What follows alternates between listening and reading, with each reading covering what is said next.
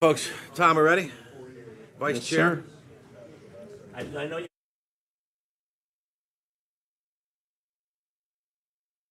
Nay. Our first question is Larry Higgs with New Jersey Advanced Media. Larry?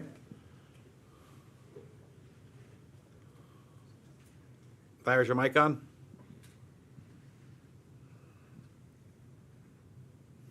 Larry, if you're speaking, we can't hear you.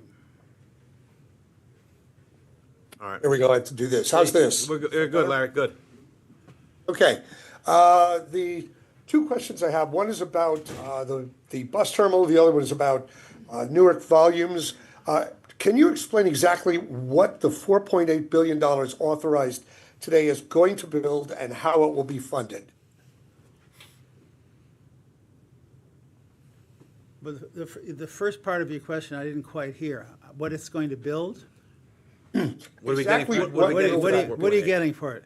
You're getting a magnificent new bus terminal in exchange, in addition to demolishing the current 75-year-old, wholly inadequate, fortress-like building.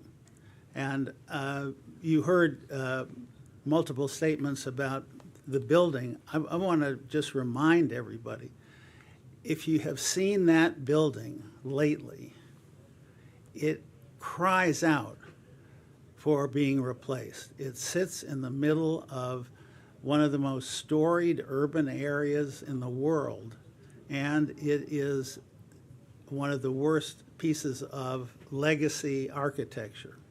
So, Larry, what we're getting is a building which, number one, meets the needs of commuters, and number two, serves the interests of the community in which it's built. The current building is just inadequate to do either of those. And that is what we are moving forward. It is a $4.8 billion project. There is a huge level of difficulty in building in built-up urban areas, and this is a major, major edifice. And we've now had, within the space of 3 weeks, we've had a groundbreaking on the first early works at the Dyer Avenue cut, and today's vote by the board fully funding the project, fully authorizing the project, is also a major landmark. Yeah, if you need more granular, you could follow up with Steve Play. Just go to Tom and ask him to have a direct conversation with Steve. Great. And my second question is about Newark Airport volumes. Since May, has there been an upturn in volumes? And if so, what was that? Sarah, come on. Hi, Larry. So in May, we had a 20% reduction in passengers in comparison to May of 2024, and that was all as a result of the challenges faced by the FAA Air Traffic Control Organization. In June, early indicators is that we are again going to be down compared to June year over year, 2024 to 2025, but we don't expect it to be as drastic of a difference, and we hope to see some modest improvements as airlines continue to upgauge aircraft with the reduced aircraft operations that are required by the FAA. Great, thanks. And our final question is Lorianne LaRocco at CNBC.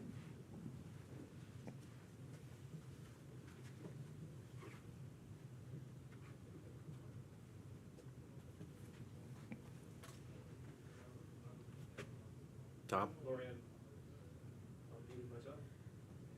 Lorianne, you're still muted.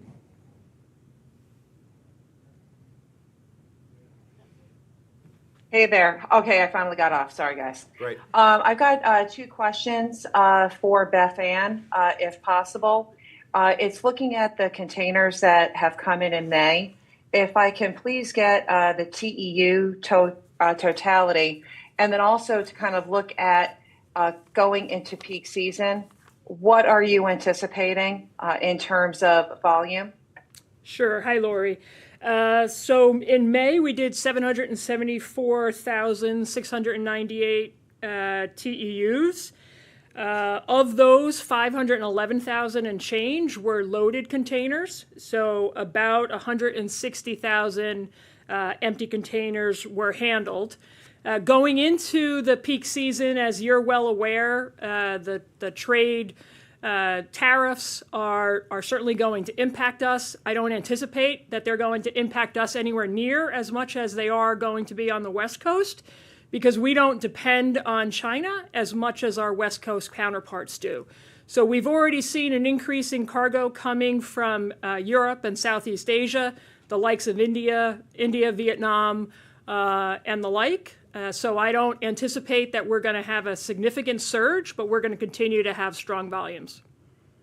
And then following up on the Europe volumes, Beth Ann, we know that we saw it pop initially because of the reciprocal tariffs being taken off.